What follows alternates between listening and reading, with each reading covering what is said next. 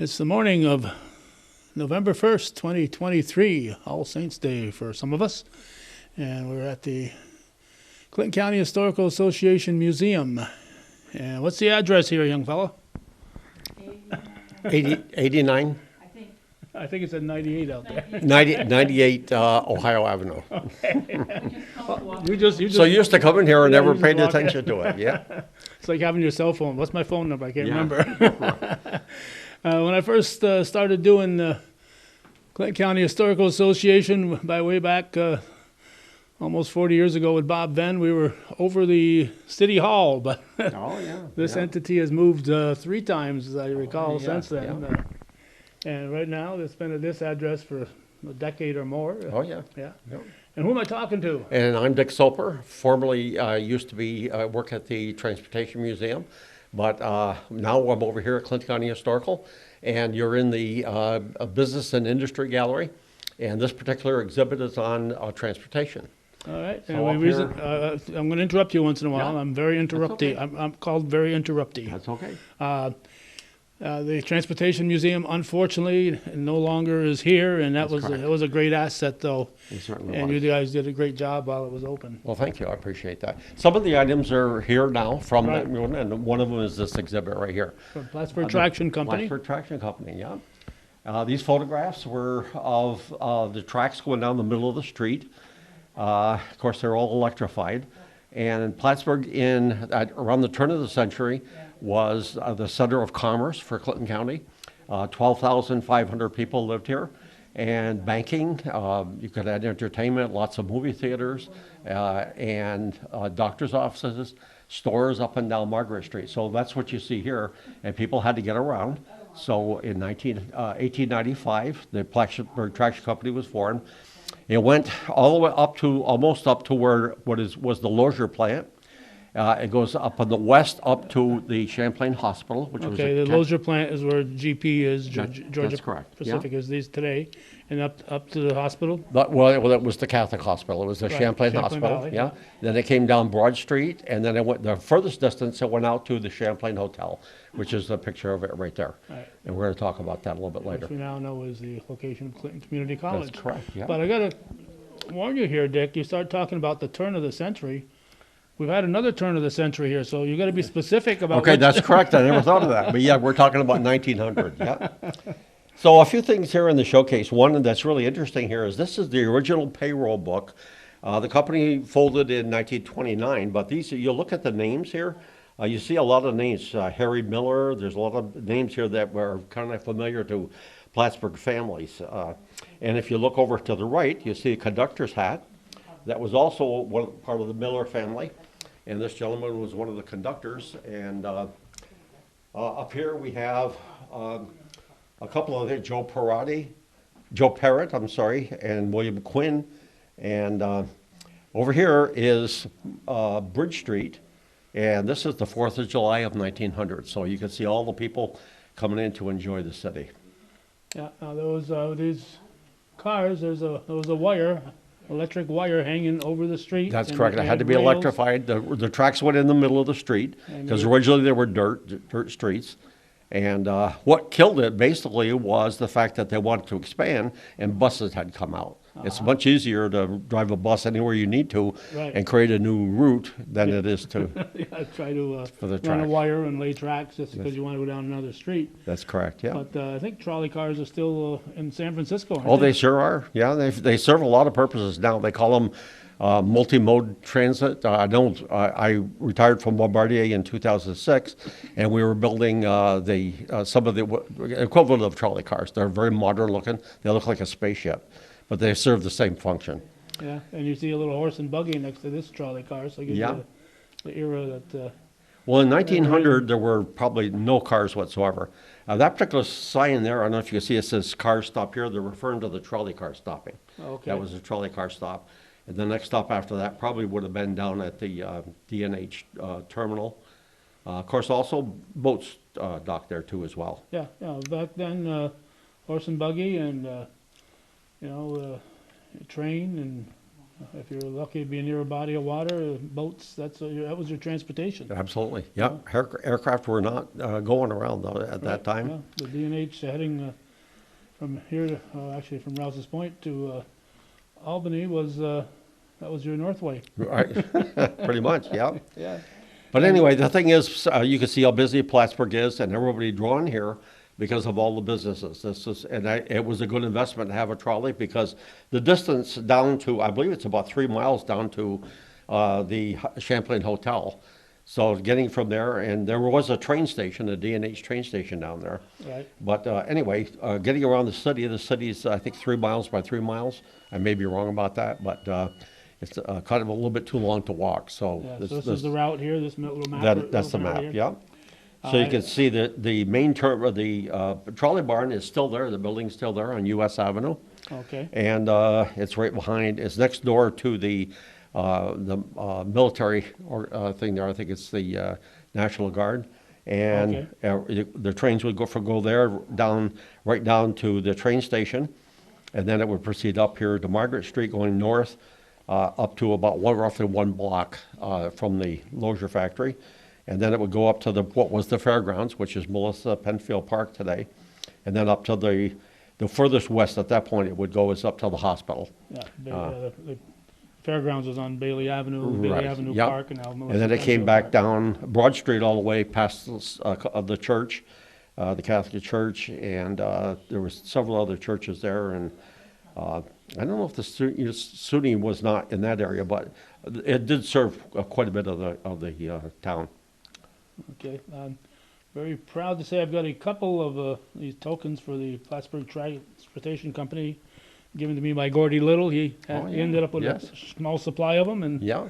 he figured they weren't much use anymore because he couldn't get on. He couldn't find a That's right. a rail They're car right to there. get on. These right here were the tokens for the trolley, and these are the tokens for the bus. They both have the P in the center for Plattsburgh. Yeah, so I've got a couple of those sitting in nailed to my wall in the office. Yeah. And there is a book. This is the book here we got these photos from, the Plattsburgh Traction Company, and it tells the whole story of it, a lot of the people involved in it. And this photograph over here is actually the stop if you were to come here to our building. Right here? This would be it was called the barracks stop. And you can see when the trolley got outside of the city, it was over on the side as opposed to in the city, in the Right. center of the city when it went around the rest of it.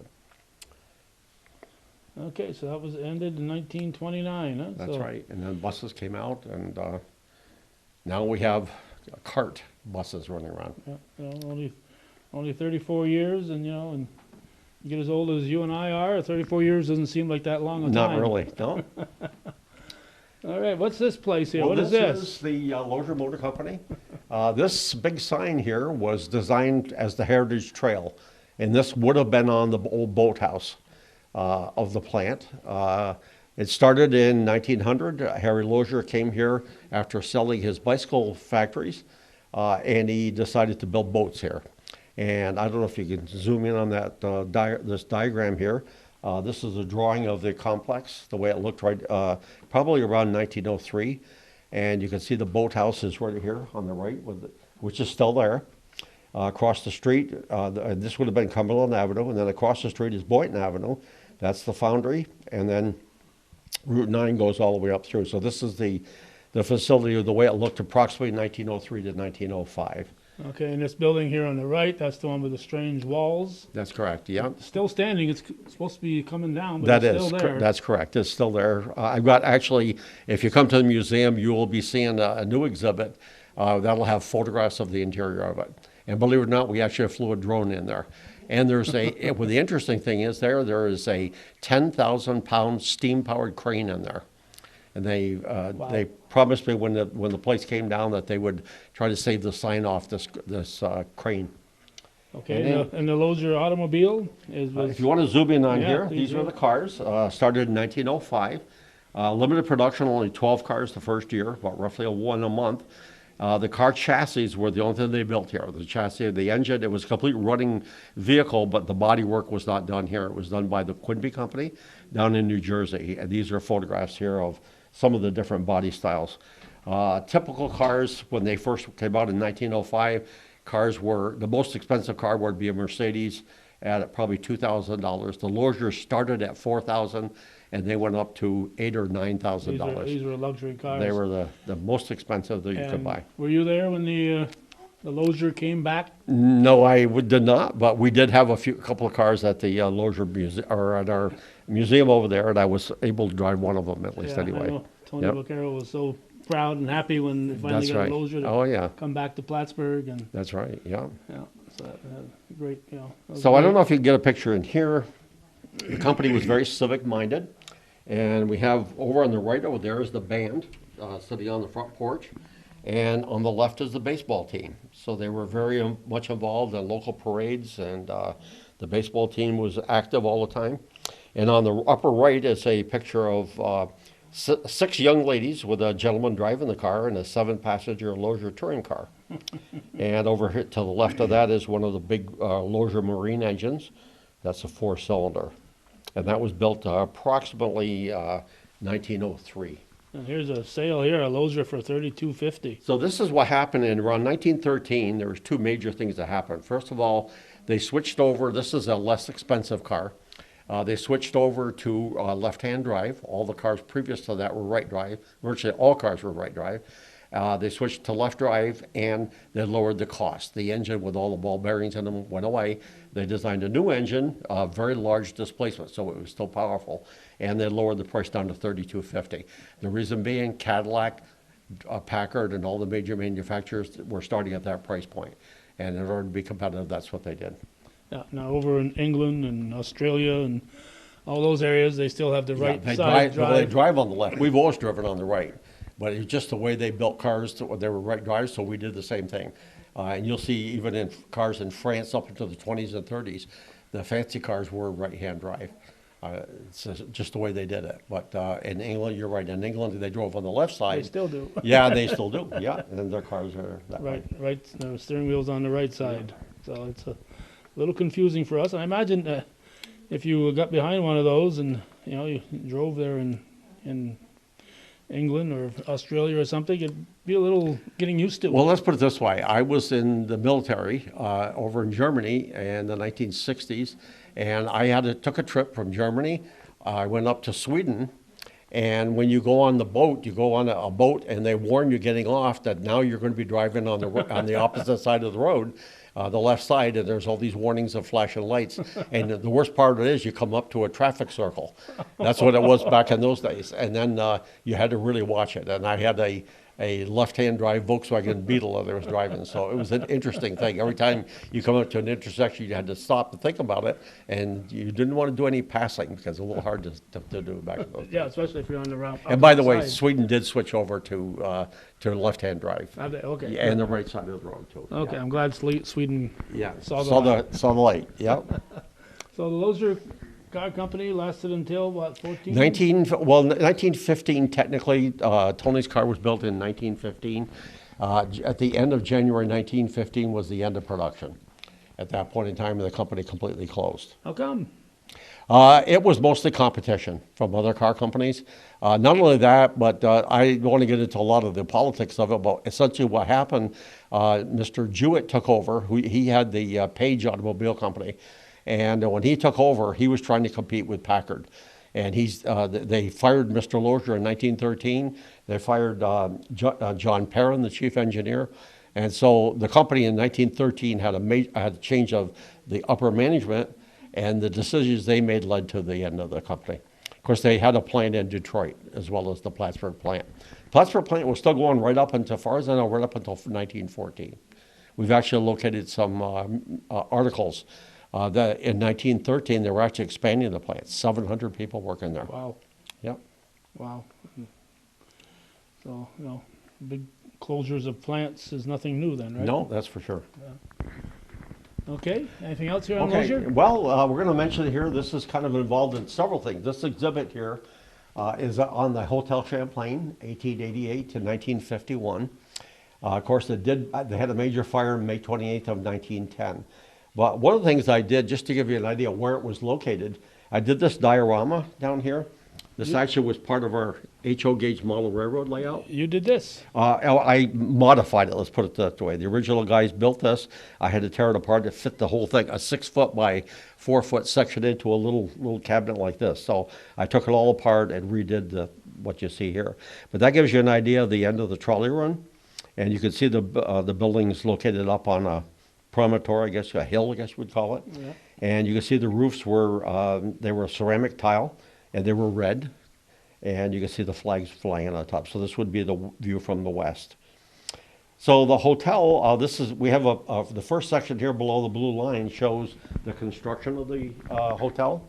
Okay. Then it shows the fire from 1910. It was a wood building, and the fire broke out, and you can see the before and after there. But you can see the luxury of the first version of the hotel. There's all of the waiters ready for serving a meal, the main lobby coming in, and then this is the check-in counter. The grotto is the thing up there that was apparently in the afternoon tea was served in there. And there's another view of this would be the east side where you could see all of Lake Champlain and the mountains of Vermont. And then you can see here what it looked like. The tower on the top, I understand, was a ballroom up there. And so a party, let's say a wedding party, go up there, you had the views from east and west. It was pretty spectacular. Then what happened is once it burned down, they hired these gentlemen up on the left here. Here's the start of the construction of what you see here today. But it was still beautiful. It was right in the same footprint. And it's a beautiful thing, not quite as elegant as the wood version of it. But it's still there today. It's Clinton Community College. It was at one time a seminary. And just as a little tie-in, I don't know if you can zoom on this ad over here. This is an original ad of the Lozier. It's a Lozier ad at the Champlain Hotel. Okay. So you can see there it says you can only get Lozier luxury and Lozier cars, and it shows them in front of the Champlain Hotel. Okay, so yeah, and you're talking luxury. You're talking U.S. presidents coming up to visit. That's correct. They had Babe their Ruth own playing golf out there. That's right. Yeah, they had their own train station that was located. The D&H station was located right on the tracks just beyond, a little bit west of Route 9, so that you could get off on the train station there and then come over into the to the hotel, or you could come to Plattsburgh and then. Well, wasn't there a place to get off the boat down below? That you Yes, I got some detailed pictures here. Would you like me to open that? I can show you a couple of those. Okay. Yeah, you could arrive This is what it looks like today. by boat. Yeah. Yep. And we're talking with Dick Soper here. This is the train station. So this is the D&H tracks that were right outside the building. And this is probably in the summertime. This is the Catholic summer school, which was next door to the hotel. Cliff Haven area. Here's one of the presidents. I think it's, I'm not sure if it's McKinley, but this is one of the presidents visiting and his private coach there. And then these are photographs of the little coach, and these are called the cottages. Look at the size. They're the size of a full house. Mm-hmm. You could rent those too. So a whole family, if they wanted to stay together. There's one. Beautiful grounds, very well kept. This is another one here with the porches. Mm-hmm. So this area up here was, it was high dollar. I'm sure these were expensive. There's a round house, completely round. Yeah, people would come up here and go to. Here's a few Loziers parked in front of the place, and this right here would be the golf course. And there's a coach there coming up, a horse-drawn coach coming up to the hotel. The tennis courts, and here's people playing tennis on the putting green. And this right here is this is the stables for the horses. And this is a picture of going down the lake. Here's Lake Champlain, the view of it. And back of the college right now. Yeah, and right now here's a picture from the lake.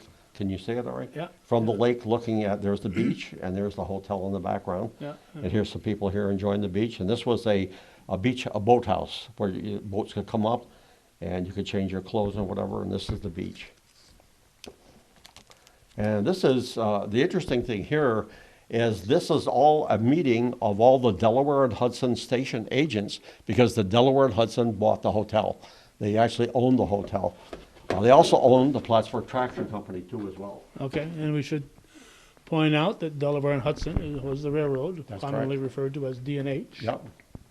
They D&H Originally, it was a gravity railroad. The weird thing was that they had coal cars that were pulled up by horses to the top of a hill. It was all loaded up, and then they used brakes to come down the hill to get to the river to ship the coal. The coal was needed up in Montreal because they had no coal up in Canada there, at least on the eastern part. So that's how the company was formed, to get coal for the steam engines and all the industrial equipment up there. So the next exhibit is on the Delaware and Hudson Railroad, formed in 1823. It finally ended in 1991 with Amtrak. Amtrak is what put the end to it. You can see here some of the passenger cars over here, the D&H passenger cars. The top one is from 1872. That would be a combination car. Then the next one is 1890, 1925, 1939, and the last car that looks kind of modern like today is 1948.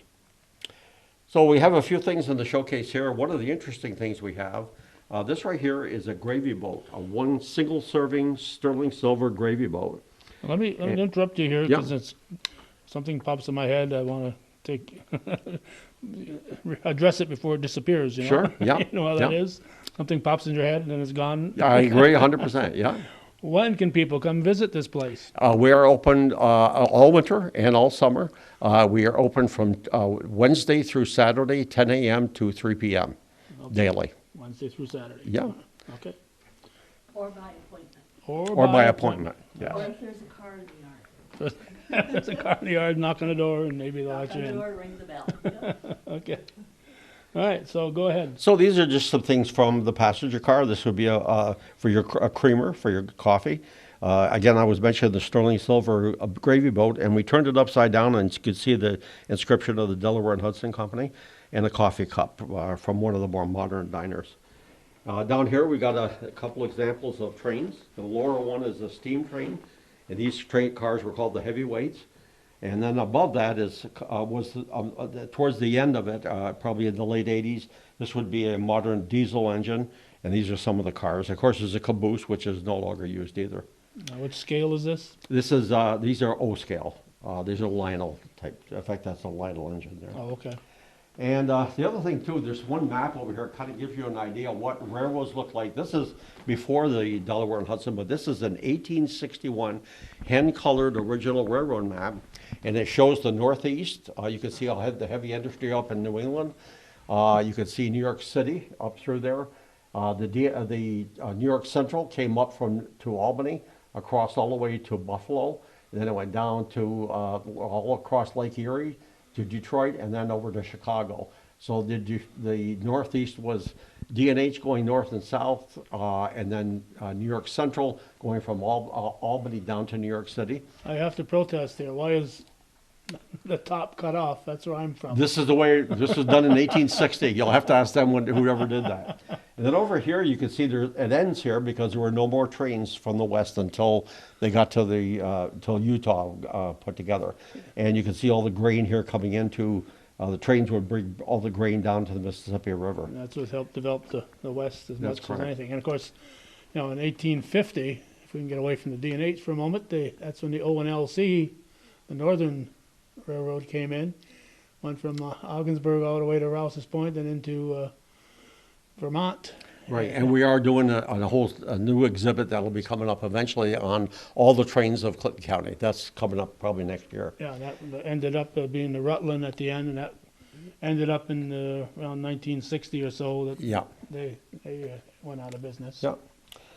We had at the train yard here, we had a roundhouse. This is a picture of the original roundhouse with a turntable in the front. All right, do you Because- want to click that fly out of the way? Oh, sorry. So the thing is, the roundhouse was used because there was originally 10 stations, and it was because the steam locomotives, when they come in, they're full of water, and they can't freeze, so they had to keep the building warm. And we just happened to run across these photographs were taken in 1991 when the fire occurred. So the roundhouse burned completely in 1991, and at that point, the whole thing was destroyed and it's turned into a parking lot, and that's what we have now. Yeah, so what they do is they get on this little thing here, this The little thing with turntable, yeah. the turntable. So the and locomotive comes straight in, Then they they turn could- the whole thing around, and they would back it into the roundhouse. whatever bay they wanted to go into. And That's right. we were very fortunate, Bob Venn and I, in around 1990, took a tour of the Rouse's Point roundhouse Yes, with I saw Tom that. Rosenberg. And, he knew so much about that because that's what he did for a living. So Yep. it's great. Very happy This to have was that also history. in that building. Okay. Was used somewhere where they're working, and this right here is the American chestnut from the floor. Unfortunately, a local enthusiast was able to save that, and that was probably in the fire there. So this right here is called a milepost. Okay. All right, and this was donated to the other museum there. And when I first came here, he said, "You know what this is?" And I said, "Well, an old piece of wood." And then he said, "If you notice over here, it has a P. It says 6, and over here AF, and that is 18. This is Plattsburgh 6 miles. Osceola Forks 18 miles. Wow. That's called a milepost. And of course, today they're still used. You see them on the interstate highways now. And then, if you can see pictures of this, we just discovered this. I discovered that we had this, and this right here is the Plattsburgh Rail Yard coming all the way from inside the city. And look at the rails that went up there. You can see the roundhouse and all the different tracks there. And you can see where it goes all the way out to what is now Peace Point. That's where the ships would come in. All the lake steamers would come in there. And you can see over here, this would be the passenger depot, the train station now. But this is a really amazing picture from 1915. Okay, the next exhibit, we're going to have somebody help us here. And this is Jerry, and she'll tell you the story. about Jerry this who? next thing. Who is this This Jerry? is Jerry Favreau. Jerry and Favreau. She Yeah, I've is heard of her. the president of the board Also of known directors. as Geraldine Watson, Many years ago. if you're from Cherubusco. And not too many people are from Cherubusco. True. There's even fewer that can say that now. Right. All right, so this is yours, I assume. This is my mother. That's your mother's. Yeah, my mother was Evelyn Legree Watson from Cherubusco, and she was the daughter of James Legree and Mary Franklin Legree, and she was born in 1919. And my grandmother had 6 children, 4 that survived between my mother 1919 and her next, and then the 19, 21, 23, and 26. So she had 4 in diapers at the Wow. time, and no water in the house. She had to go to the barn to get water. So you can imagine. I imagine she complained about it. Oh, imagine. Yes, yeah. I mean, what choice did they have? But they Yeah. were tough back then, Well, for yeah. sure. And you Yes. had, watering the cattle was more important than watering the people. I know in the house, I grew up in the early years, so we had a cistern underneath the house that you could use to wash clothes, but it was rainwater that came in off the roof and stuff, so you didn't drink it. So if you Yeah. wanted to have drinking water, you had to go outside to the Yeah. well water and get that. Yeah, yeah. So What a time it was to live. Very, a lot of hard work, but they were happy, and yeah, that's they right. know nothing else. So Right, but that's right. yeah. So my mother, my Yes. mother, graduated from Chateauguay High School, but even though she was from Cherubusco, and then she went to Champlain Valley School of Nursing, got her degree, her RN, and she worked. I know one of the places that she worked was in the Foundling Hospital in New York City. But when the war broke out and Pearl Harbor was bombed, she was one of the many who stepped up and enlisted in the Army. She actually enlisted here at the Plattsburgh Barracks in the Red Cross building, which used to be over near where the rec center is. And she was a Red Cross nurse, Army nurse, and when she left from the D&H railroad station downtown. And this is actually the car. See this picture, yep. this Delaware? I see it. She's in there. She's right here. This is her picture, right there, in the car, and that's her picture in this uniform. She left. My mother was of that era where they saved everything, and I'm so thankful that they did. I have 3 of my mother's uniforms. Her dress uniform is hanging in the Legion in Rouse's Point, and a few other things that on loan, a few other things of hers that she had saved. And then I have her nurse's dress, and then this uniform, which is the one in that picture, which I think is kind of cool to have the pieces. These two pieces of luggage were ones that she used when she went off to, her first assignment was in El Paso, Texas. So she got on a train here and went to El Paso, Texas, served at the Beaumont Army Hospital, which is the same Beaumont that's, William it has Beaumont? connections here in Plattsburgh, right. And you see here, she has her initials, Evelyn Franklin Legree, on her luggage. And then she came home and she met my father in Oklahoma and came back here to Plattsburgh and had me, and She brought your father from Oklahoma all the way up to Cherubusco? he was Plattsburgh, and he was Southern Baptist. Can you imagine?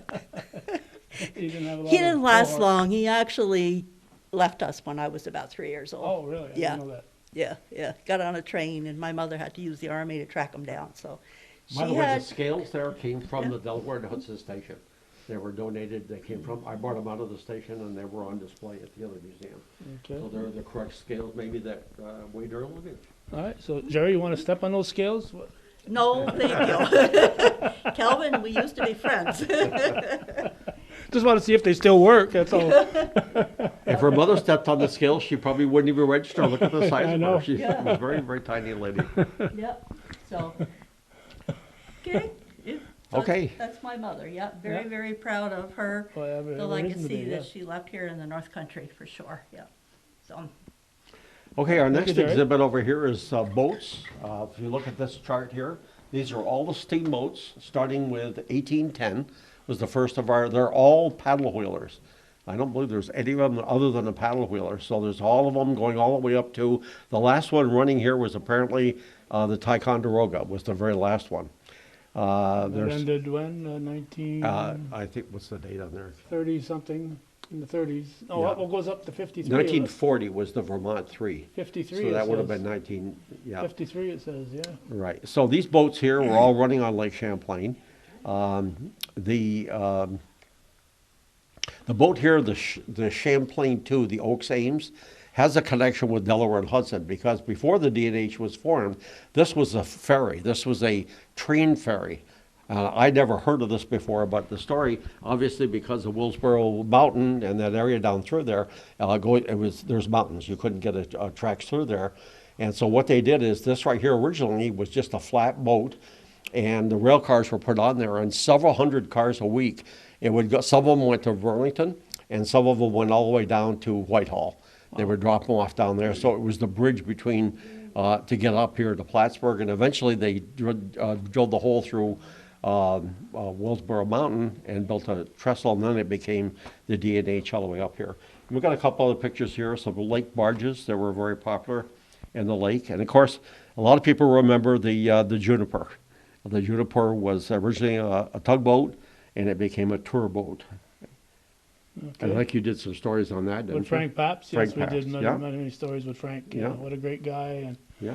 had a lot of interesting tales to tell, and just an This is interesting the picture of dialogue. one of the barges over here. You can see the Fouquet House in the distance. Mhm. And Yeah, Champlain, there were canal boats built in Champlain on River Street area, and people don't realize that those canal boats are what brought produce up and down that lake. And Yeah. these canal boats are basically not they have to be towed. They didn't have their Yes, own yeah. method of transportation, so you'd fill up a canal boat, and we were fortunate to talk to a fellow named Russell LaFontaine who lived in Champlain, who worked in those canal boats for many, many years. Interestingly enough, if you go down to Wilcox Dock right now, they have a whole series of barges. There's two there.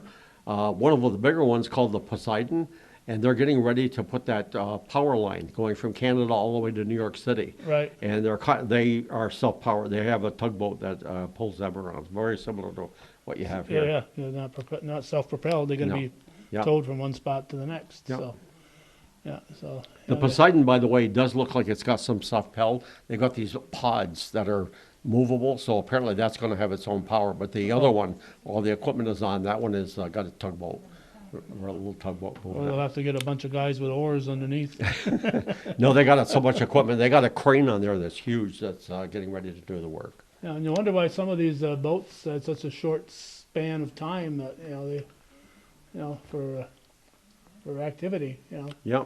I don't know if they fell into disrepair or what. Well, if you look at them, they get bigger and bigger. So a lot of Yeah. these here, just the size probably, and then more than likely, once the D&H, once they were able to get the D&H was running around in 1900, right around the turn of the century, and so you had train service up north and south, and it was as far as passengers going on the boat, it became more of a leisure thing as opposed to transportation. Yeah, but I mean, they continued for years. Oh, and yeah. You just wonder why, like. And plus the other Champlain, too. thing, the lake freezes in the winter, so they would Does it? cease operation. I'm pretty sure it used to then. Nobody told me about that. Yeah. Yeah, and sometimes it doesn't quite freeze all the way across. But Yeah, then that's true. 99% of the time it does. Well, we found out that they actually had a place at the ferry dock where they had you had to sign a thing and you could drive a car when the local lake was frozen, right across to the Vermont, right where they are right now. And you have to sign that you went across there so I know who you were if you broke through the They ice. can find your body. Right. All So right. along with transportation is cars. This right here is an exhibit on some interesting dealerships that were here in Plattsburgh. And what we've done is we've got a picture of the original dealership, and then we got what it looks like now, and then where was it located, and we have the map here in the center to show the location of all these things. And one example is L.C. Bowles, was a Chevrolet dealer. Okay. It was on Court Street, and this is what it looks like today. It's the parking lot of the government center. Oh, that's where I'll be going when I leave here. Yeah, and right up here was the showroom. This is the showroom for L.C. Bowles. And then Cumberland Motors was up here. This right here was right up on Route 3, up in, what is that? Cornelia Street. Cornelia Street, right, way up there. And you can see now it's empty because there's a new Ford dealer now, Bailey Ford on Route 9. Yeah, it's changed hands. And Yeah, and on this side over here, one of the things that's interesting is this right here is Chapman Motors. Originally sold Cadillac, Oaklands, and Pontiacs, and you can see now it's actually a part of CVPH Medical Center. Now here's an interesting story here, these 4 photographs. This photo right here is a picture taken, it's actually 156 Bridge Street. So the train station is right here, the Fouquet House over here, and this was the original barn for the horses that served the Fouquet House. Well, anyway, and this is around 1934, I think it is. It was the Cumberland Motors. That's where they started, and they eventually moved up to the building up on Cornelia Street. Well, anyway, I got these other photographs here that were brought in. There was a gentleman named Morris Devereaux, and Morris Devereaux, my mother used to work for him. He owned a company called High Grade Trailer Sales. And anyway, he was quite an entrepreneur, and he went to New York City, and he met this guy, and they had a conversation going, and the guy asked him where he was from, and he says, I'm from Plattsburgh. And he says, oh, there's a Ford dealer there, and there's a Mercury dealer, or there's a Ford dealer and a Cadillac dealer. So the conversation went on. He says, you don't have a Mercury dealer. So the gentleman that he was talking to was right there on that last picture, Benson Ford. That's who it was there. And Benson Ford suggested they build a Lincoln Mercury dealership in Plattsburgh, and they built it right at the location of this first place here. So the interesting story. Of course, then that became Stanley Lincoln and Mercury up on Route 9. Okay, So I don't know if you- Lincoln and Mercury were part of the Ford Motor Company. That's correct. That was the and this- luxury version of And it. this Benson Ford was part of the Ford He was Motor the- Company family? Yes, oh yeah, he was Okay. Henry Ford's son. Okay. And I don't know if you want to pan down here. We have Yeah. a diorama here because there's a term that used to be used for gas stations called full service. So this little diorama shows basically with a blue car here, you got a guy cleaning a windshield. In the back, there's a guy waiting to find out how much fuel you want to be put in the tank. The next one over here is checking the oil on this car that pulled in here. And you can see the guy way at the back. You might have to get him from the front down there. He is airing up the tire. And 2 inside are repairing cars. So this would have been approximately 1948. This is what a very busy full-service gas station would look like. Yeah, you want to check your oil, want to check your tire pressure, and And you can just sit in the car and have it all done, and just Yeah. pay for it when you're done. now you got to pump your own. That's correct. So over here we have some more. These are the dealerships in Clinton County. I don't know if there's anything else you want to talk about here, but so people know there's more down there. yeah. Especially for short people. This is made. Did Jerry set this up? It seems to be made for short No people. kidding. Oops, she's in the room. Uh-oh, am I in trouble? So what you have here, these are some of the Clinton County dealerships. This right here is Riley Motors, which is still around. Riley Ford, We had a whole bunch of pictures of Riley Motors, the earlier one, and I love this one here because that right there is a 1953 Ford, and I had a 53 Ford. That was my first car. Not from Riley, but that's the car I had. And this shows you here where it's located in Chazy. And then there was Mayo's Garage, Tidal Flying A Gas, which that's Chazy. before my time, yeah. And then Robinson Brothers, Ford Agency of West Chazy. So they had a lot of stuff going on there. And then we have Rob Brothers up in Ellenburg. yeah. Ellenburg Depot. And this is Tremblay Chevrolet sales. Yeah. I'm not sure where that was. I don't It's know. the Champlain Village office now. Okay, it's up. Oh, it is? Yes, Oh, okay. and in 1957, a classmate of mine, Wayne Burrow, his sister was going out with Dwayne Trombley, so we got to sneak across from St. Mary's after school and go up there and look at the 1958s when they came out. Remember Oh, back yes. then, Oh. every fall there would be a big day, the cars released. They used to have them covered up. Yeah. And I remember going up to Cumberland Motors and bugging the guy while I was in high school. And they had the car in the showroom with the cover. And he said, okay, I'll show you the fender. Almost like a little strip tease on the car. Yeah, Norman Ashline, Wayne Burrow and I went across, and what a treat that was. And Yeah. and the 57, of course, 57 is my favorite car, but the 58s were nice Yeah. looking too. Yeah. Okay, so then we get into the more modern times here. Can I share a little, Yes. little story about We got Hutchinson's up there too, before I Rao forget. Brothers? Hutchinson's in Rouse's Point there. Yeah. Yeah, okay. Go So ahead. Rao yeah. Brothers, when my mother was school nurse in Ellenburg, they used to order a car, a Crown Vic, for her. She didn't say to them, "I'm ready." They would just order the car and say to her, "Evelyn, your car is here," and she'd go in and pick it up.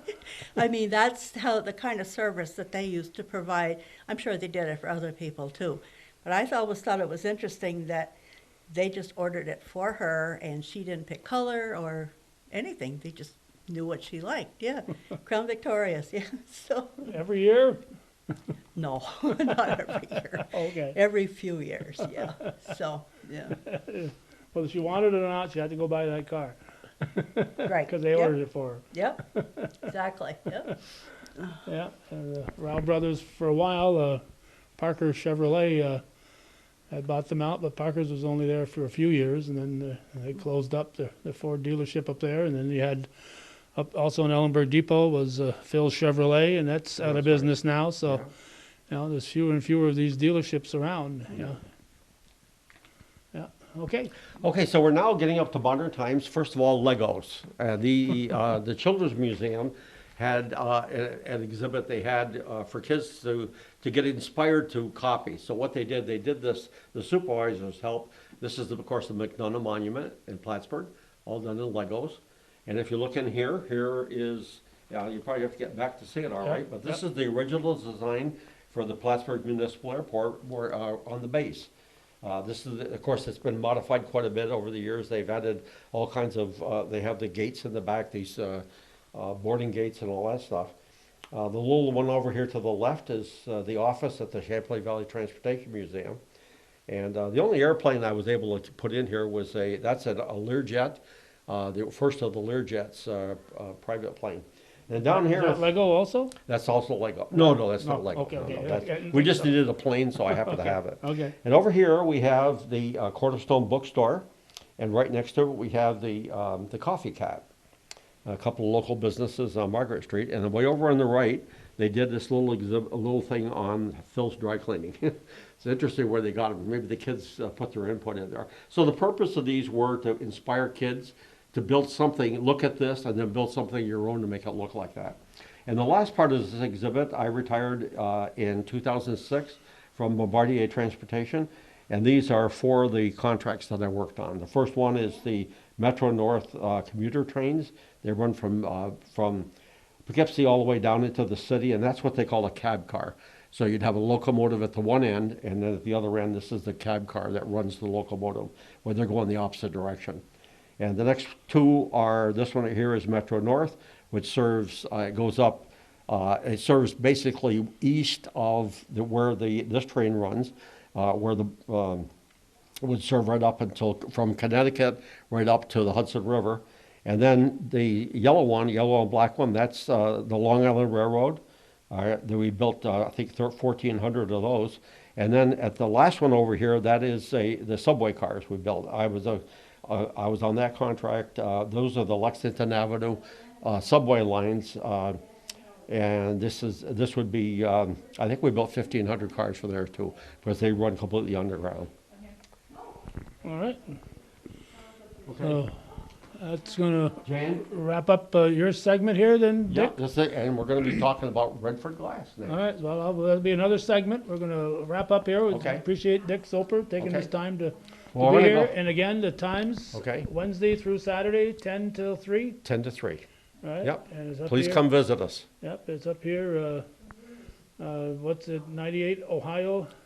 Ohio Avenue. Yeah. Yeah. And if you don't know where that is, just drive down Route 9 to get to Burger King, then Well, to well, go the around the aircraft, oval. where there's a traffic circle, the Yeah. only one here on Route 9, Yeah. and go around the circle and go where the aircraft are. And that will head you right to the four corners, and then you'll be looking right at the museum here. All right, thank you. Dick You're Soper welcome. at the Clinton County Historical Association Museum, and they've got some D&H bags for sale apparently over here, so we, At the gift shop. at the gift shop.